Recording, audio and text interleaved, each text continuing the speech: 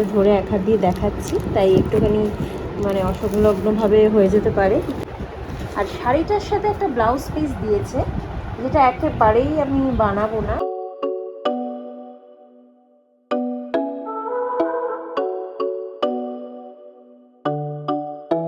Hi guys, very good morning and welcome back to my channel. সকাল সকাল আজকে যাচ্ছি গুলুকে একটু ডাক্তার দেখাতে সাগরদিঘিতে। এখানে বসো বসো, এখানে বসো বসো। হ্যাঁ চলুন।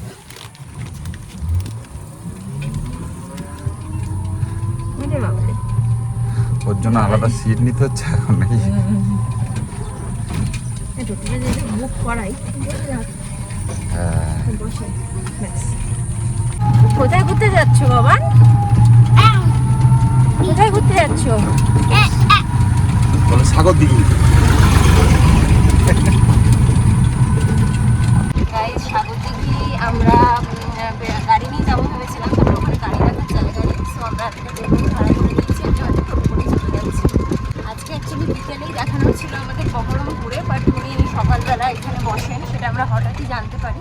আর তারপর আমরা এখানেই নাম লিখিয়ে নিই, তাহলে আর অত দূরে যেতে হলো না। সকাল সকাল কিন্তু বাচ্চাদের খুব মজা হয়, দেখো কোথাও নিয়ে বেরোলে। হ্যাঁ, কোথায় যাচ্ছ মাম্মা? ওকে একটুখানি ওর বাবা সাবু খাইয়ে দিয়েছে, দুধ সাবু অল্প করেই, কারণ অনেক তাড়াতাড়ি আমরা বেরোচ্ছি আর কি। 9:30টায় ডাক্তার। হ্যাঁ, 9:30টায় ডাক্তার। আমরা এখন অলরেডি 9:20 বাজে, এখন বেরোলাম। 9:17তে অ্যাকচুয়ালি বেরিয়েছি। হ্যাঁ, রাম রাম মিষ্টি দাও।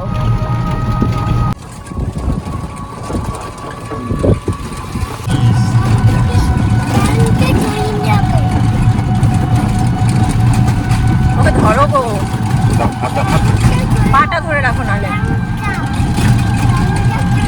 ব্যাংকটা ধরো। ব্যাংকটা কোথা থেকে ধরবো? আমি ভয় পাই না, ব্যাংকটা ধরতে পারবো না।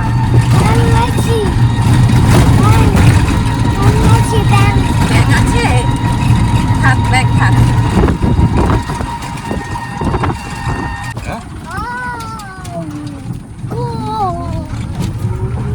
গোট কোথা দেখলো? গোট ওই যে, সত্যি তো গোট, মাঠের মধ্যে গোট।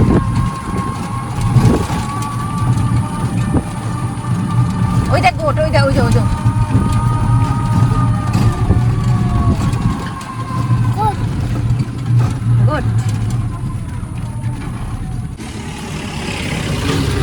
গেটও পড়ে গেছে এখানে। এখন আমরা ওয়েট করছি, আমার গুলো অধীর আগ্রহে অপেক্ষা করছে কখন ট্রেন দেখতে পাবে। কি আসছে বাবা, কি আসছে? কোথায় যাবে? ট্রেনে যাবে? কেন কেন? ট্রেনে যাওয়াটা মেন উদ্দেশ্য না সুইচ টেপাটা মেন উদ্দেশ্য? কোনটা? হ্যাঁ, কোনটা? ও সেদিনকে বলছে ট্রেনে যাবো, সুইচ টিপবো। অরুণাচলে গেছিল না, সুইচ টিপতে টিপতে ওটাই ওর মনে রয়ে গেছে আর কি। ব্যাং আছে? আর তুমি কি বললে? কত লিচু না কি বললে? কি একটা যেন বললে? ব্যাংকটা আমি ধরে নিয়ে যেতে পারবো না। ওটা কি গাছ? কি গাছ ওটা? এই গাছটাকে দেখে, এটা কি গাড়ি? এটা কি গাড়ি? ট্রাক। তুমি কিসে করে যাচ্ছ? তুমি কোন কি গাড়ি? হ্যাঁ, কি গাড়ি বলো? কি গাড়ি? ট্রাক তো, ট্রাক। এটা কি গাড়ি? এটা কি গাড়ি? এটা কি গাড়ি? তুমি কি গাড়িতে যাচ্ছ? টোটো। কি গাড়ি?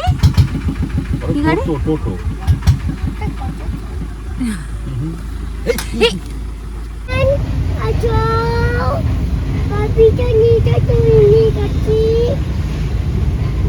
ট্রেন আসো, বেবিকে ধরে নিয়ে গেছে।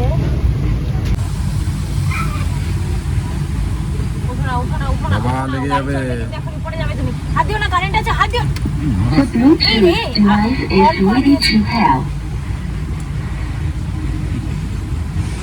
কি অবস্থা ওর দেখো।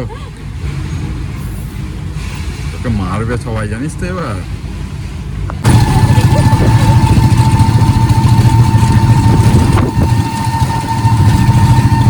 চলে আসবে, আমার চলে আসবে।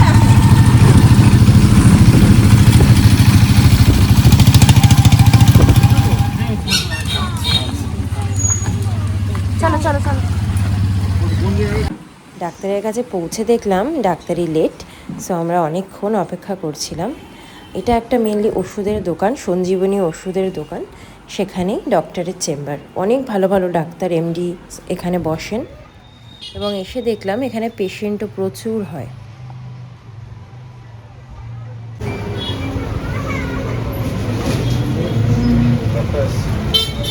হয়ে গেছে আমাদের ডক্টর দেখানো, এখন আমরা যাচ্ছি বাড়ি।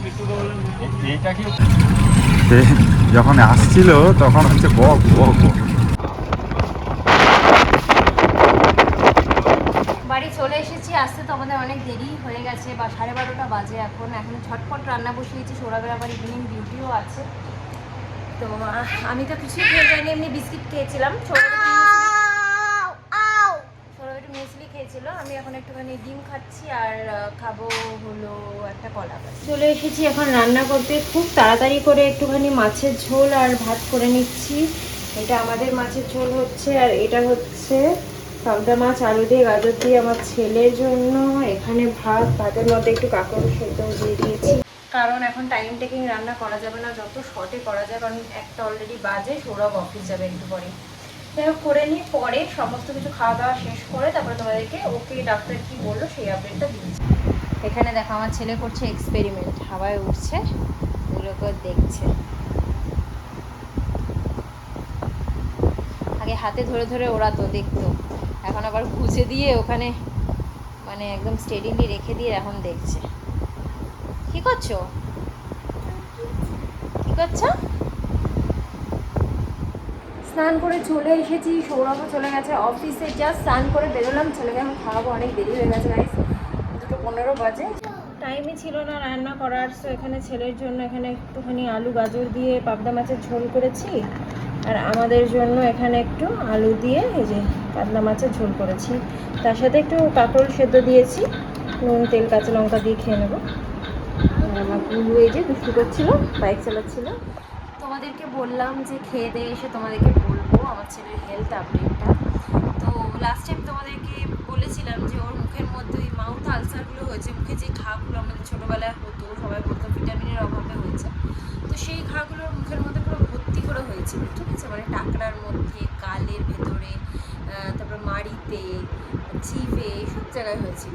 তো খেতে তো খুব অসুবিধা হচ্ছিলো। তোমাদেরকে বললাম যে সিরিয়াস কেন ব্যাপারটা ছিল, কেন কি মাড়িতে একটু হাত লাগলেই রক্ত বেরিয়ে যাচ্ছিলো।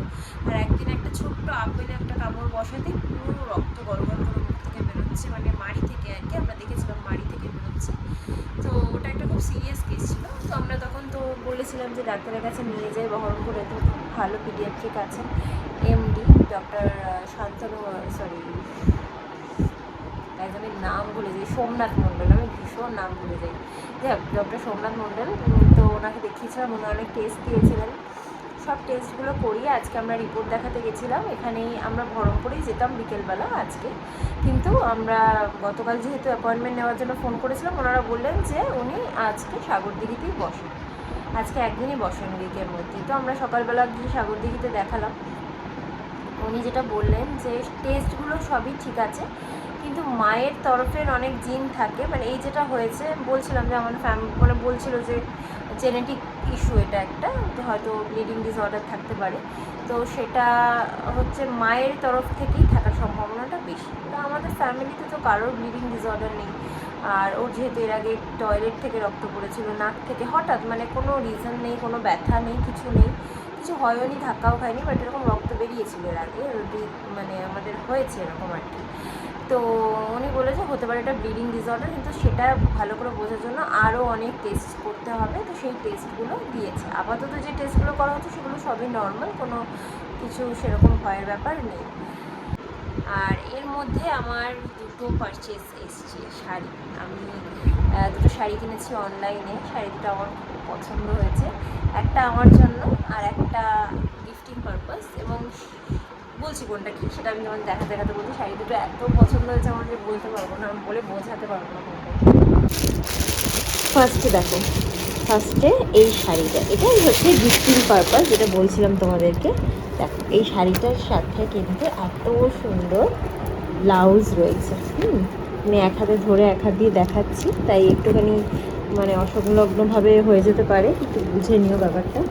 দেখো এইটা হচ্ছে ব্লাউজটা, ব্লাউজের নিচে এরকম লটকানস লাগানো আছে, আর প্যাডেড ব্লাউজ। কাজগুলো তোমাদেরকে একটু দেখাচ্ছি, দেখো খুব সুন্দর কাজগুলো, এত সুন্দরভাবে করা। আর ব্লাউজের ব্যাক সাইডটা দেখাচ্ছি, ব্লাউজের ব্যাক সাইডটা এরকম এত সুন্দর। এখানে আবার লটকানসগুলো লাগানো রয়েছে, সুন্দর একটা মেয়ে, নেটের মধ্যে চুমকি লাগানো। তো এটা হলো ব্লাউজটা। ব্লাউজটা যখনই হেভি হয় পার্টি ওয়্যারের, তখন সব সময় শাড়িটা সিম্পল হয়। এখানেও সেম, না হলে ভালো লাগবে না। শাড়িটা একেবারেই সিম্পল, শুধু এরকম পাড় আছে, আর মাঝে মাঝে এরকম বুটা আছে, বাট এটা বোধহয় পুরো শাড়িটাতে আছে কিনা ঠিক বলতে পারছি না। হ্যাঁ হ্যাঁ হ্যাঁ হ্যাঁ, পুরো শাড়িটাতেই এরকম বুটা টাইপের আছে। সো এই যে ভীষণ সুন্দর গাইস, কালারটাও ভীষণ সুন্দর, একটা মেরুন টাইপের কালার, ডিউয়াল কালার রয়েছে, মেরুন ব্রাউন মিক্সচার, ঠিক বলতে পারবো না কালারটা। এরকম দেখো শাড়িটার পাড়টাও দেখো কি সুন্দর, এরকম কাট ওয়ার্ক করা রয়েছে, খুব সুন্দর লেগেছে গাইজ। এটা আমি বললাম গিফটিং পারপাস নিয়েছি। আর এই সেম শাড়ি একটা পিঙ্ক কালারে, যেটা এখনো এসে পৌঁছায়নি, সেটা আমি আমার নিজের জন্য নিয়েছি। শাড়িটা অনলাইনেই নিয়েছি, কেমন লাগলো তোমাদের অবশ্যই কিন্তু আমাকে জানিও। আমার কিন্তু দুর্ধর্ষ লেগেছে শাড়িটা, জাস্ট দেখো গায়ে ফেলেও কত ভালো লাগছে। মানে কীরকম একটা কালারটা ঠিক বলে বোঝাতে পারবো না, মানে লাইটের উপর ডিপেন্ড করছে। দেখো ব্ল্যাক লাগছে, ব্রাউন লাগছে, সামনে থেকে দেখলে রেড মেরুন এরকম টাইপের লাগছে, ভেরি বিউটিফুল কালার। আর ব্লাউজটাও তো অসম্ভব সুন্দর, মানে বিয়ে বাড়িতে না অ্যাপ্রোপ্রিয়েট। এবার দেখাচ্ছি নেক্সট শাড়ি, যেটা আমি নিজের জন্য নিয়েছি। আর ওটার তো পিঙ্ক কালারটা এখনো আসেনি, আসলে আমি তোমাদের দেখাবো। নেক্সট শাড়িটার জন্য তোমরা দিল থামকে ব্যাঠো, তোমাদের দেখাচ্ছি শো স্টপ। সো শাড়িটা জাস্ট দাঁড়াও, ভেতরে একটা কাগজ আছে, এক হাত দিয়ে দেখাচ্ছি তো গাইস। এবার শাড়িগুলো না আমি অলরেডি দেখেছি, দেখে উল্টো করে ভাঁজ করেছি, তার আমি ঠিক করে ভাঁজটা ঠিক করে তোমাদের দেখাচ্ছি। দেখো এই হচ্ছে শাড়িটা, এগুলো না ওই পিকো ঠিকোগুলো করতে হবে। আচ্ছা নিচের পাটটা চলে এসেছে, এই জন্য এখানটা এরকম লাগছে। দেখো কাজটা তোমাদেরকে দেখাই, এই যে এরকম এরকম বুননের কাজ রয়েছে, এরকম চুমকি দিয়ে কাজ টাজের নাম আমি কিচ্ছু জানি না, বাট কাজটা ভীষণ সুন্দর। খুব ছোট্ট ছোট্ট বুটি শাড়িটার মধ্যে, পুরো শাড়িটার মধ্যে এরকম ছোট্ট ছোট্ট বুটি, আর শাড়িটা ভীষণ ট্রান্সপারেন্ট, দেখতেই পাচ্ছ। এই হচ্ছে শাড়িটা, শাড়িটা পুরো এরকম হোয়াইট কালারের, অফ হোয়াইট, তার সাথে ওই পাড়ের মধ্যে একটু খালি সুতো দিয়ে লাল বা বেলুনের কাজ করা রয়েছে, ব্যাস দ্যাটস অল। সেই শাড়িটা জাস্ট আমার কাছে এত গর্জিয়াস যে আমি বলে বোঝাতে পারবো না। I just love this sari, মানে ভীষণ ভীষণ পছন্দ হয়েছে আমার শাড়িটা। আর শাড়িটার সাথে একটা ব্লাউজ পিস দিয়েছে, যেটা একেবারেই আমি বানাবো না, কারণ এটা ম্যাচিং হচ্ছে না। অন্য কোনো শাড়ির সাথে যদিও বা ম্যাচিং হয়, এটার সাথে একেবারেই আমার ম্যাচিং লাগছে না। তো আমি এটার জন্য একটা সিম্পল স্লিভলেস এরকম মেরুন কালারের ব্লাউজ বানাবো ভেবেছি, বা কিনবো স্লিভলেস। তো এটাই আমার আপাতত দুটো শাড়ি পারচেস। এই কাপড়টাকে কেচে ভেবেছি রেখে দেবো, বিভিন্ন ঠাকুরের অনুষ্ঠান হয় তখন জল চৌকির উপরে কাপড় পাততে লাগে, তো এটা এত সুন্দর কাজ করা যে এটা ভাবছি ঠাকুরের কোনো কাজে ব্যবহার করার জন্য রেখে দেবো। সো তোমরা বলো তোমাদের কোন শাড়িটা সবচেয়ে বেশি পছন্দ। আমার কিন্তু কালকে এই শাড়িটা এসেছে, আর ওই শাড়িটা অনেক দিন আগে এসেছে। এই শাড়িটা কালকে দেখে এই শাড়িটা আমার বেস্ট লেগেছে, কিন্তু দুটো শাড়িকে যখন পাশাপাশি রাখলাম, সত্যি বলতে কোনোটাকেই আমি কিন্তু কম বেশি বলতে পারছি না। দুটো শাড়ি ভীষণ, ওটা একটা আলাদা লুক। ওটা ওই শাড়িটা পরলে সত্যি কথা বলতে অর্নামেন্টস না পরলেও হবে, এত গর্জেস শাড়িটা, ব্লাউজটা। এই শাড়িটা মানে সিম্পলের মধ্যে গর্জেস, তো এত সুন্দর। এটার সাথে একটা ছোট্ট কিছু গোল্ডের কিছু পরলে মানে আমার মনে হয় পার্সোনালি এই শাড়িটার উপর সিলভার কাজ আছে, ঠিক আছে, চুমকিগুলো কিন্তু কপার টাইপের চুমকি, হ্যাঁ। তো এটার সাথে চাইলে কেউ ওই এডির সেট, ডায়মন্ড যারা আছে ডায়মন্ডের সেট পরতে পারে, বাট আমার মনে হয় পার্সোনালি এটার সাথে না গোল্ড সেটও খুব সুন্দর যাবে। আমি গোল্ড দিয়েই ট্রাই করবো।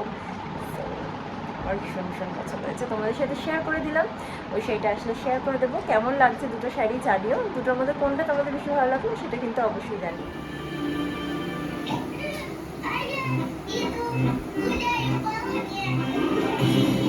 গাইস, সন্ধে হয়ে গেছে অনেক আগেই, রাত 9টা বাজে প্রায়। মাঝে আর ব্লগ করিনি কারণ ছেলেটাকে মানে ওর ঘুমটা ভালোভাবে হয়নি আর কি, তো খুব কান্নাকাটি করছিল, বাচ্চারা যেরকম করে চিৎচিরা ভাব, ওকেই সামলাচ্ছিলাম। খাওয়া দাওয়া করলাম সন্ধ্যেবেলা, তারপরে এখন রান্না করছি। একটা মাছ আমাদের মানে ছেলের মাছ রয়েছে আর একটা মাছ রয়েছে, আর একজনের জন্য মাছ করতে হবে, তো সেই মাছটাই আমি করছি। একটু ভোলা মাছের একটা মাছের ঝাল করছি আর সাথে একটু আলু ঢালের ভাজা করছি।